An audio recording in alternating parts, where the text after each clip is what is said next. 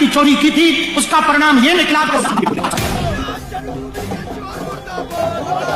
Hey welcome to my new blog guys आज के blog में हम एक्सप्लोर करेंगे और एक्सपोज भी करेंगे उन लोगों को जो भगवान श्री राम मंदिर के मंदिर से पैसों की चोरियां की है। आपने जहां एक तरफ सुना बाबा बागेश्वर सरकार ने अपने बयानों में बताया कि जिन लोगों ने चोरी किया उनको क्या सज़ा मिलनी चाहिए और क्या सज़ा मिलेगी, दूसरी तरफ लोग सड़कों पे उतर आए हैं कि जिन लोगों ने चोरी किया है उनको एक्सपोज होना चाहिए, उन्हें सज़ा मिलनी चाहिए।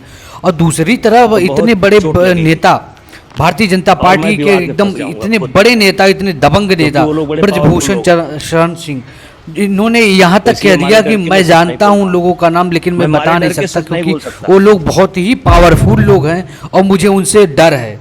सोच सकते हैं जिन लोगों ने ऐसी चोरी की है वो कितने बड़े लोग हैं और किन लोगों का हाथ होगा, आप समझ सकते हैं। ये मंदिर में चढ़ाया गया, ये तस्वीर जो मैं आपको दिखा रही हूँ, राम मंदिर से हीरे का ये हार गायब है। नाम प्रभु श्री राम का लिखा है लेकिन किसके पास गया ये पता नहीं है।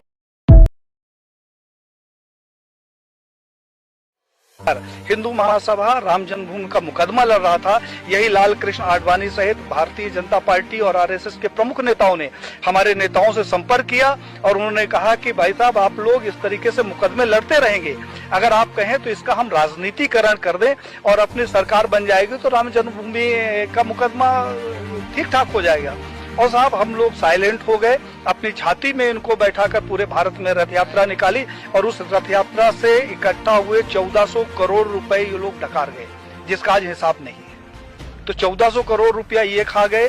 हिंदुत्व के नाम पर जो भी प्रखर नेता आगे आता है, कहने के लिए थोड़ा सा बुरी बात है लेकिन कहना जरूरी है, अशोक सिंघल जी को मैंने पत्र लिखा। हमने कहा 1400 करोड़ रुपया जो राम जन्मभूमि का इकट्ठा हुआ कहाँ गया।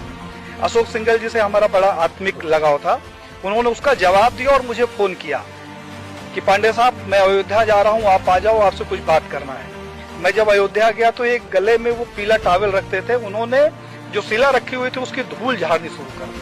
हमने कहा कि ये क्या कर रहे हो। बोला पांडे जी मेरा अंतिम सपना है कि किसी तरीके से मेरे जिंदा रहते ये मंदिर का निर्माण हो जाए। साहब उन्होंने हमारी उनकी काफी गंभीर चर्चा हुई। उन्होंने कहा पांडे जी अभी नहीं तो कभी नहीं। तो हमने कहा क्या करोगे, आप लड़ तो सकते नहीं। बोले कि अब मोदी है और लड़ूंगा भी और विरोध भी करूंगा।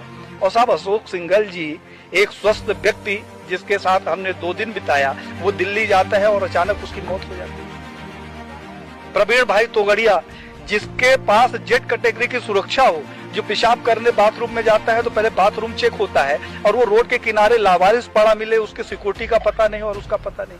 कमलेश तिवारी जिसकी सिक्योरिटी के लिए 24 गार्ड नियुक्त थे, हमारे पास उसके पत्र है साहब। और उस आदमी की हत्या हो जाती है और हत्या का कारण सिर्फ ये होता है कि उसकी सुरक्षा में कमी कर दी जाती है। तो बीजेपी के समय में मैंने ये देखा कि जितने हिंदूवादी प्रखर नेता हुए हैं उनकी एक एक करके हत्या कर दी गई।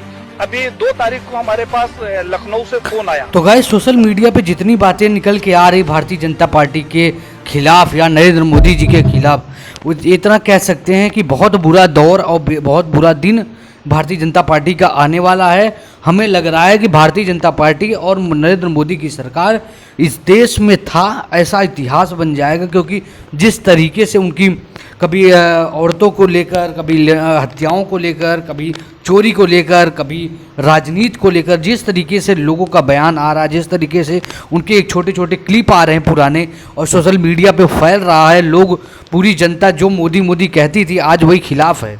तो गाइज आप लोग समझ सकते हो, सोच सकते हैं कि भारतीय जनता पार्टी का कितना बुरा दिन आने वाला है। बाकी आपका क्या कहना है हमें कमेंट बॉक्स में जरूर बताएं अपनी राय को।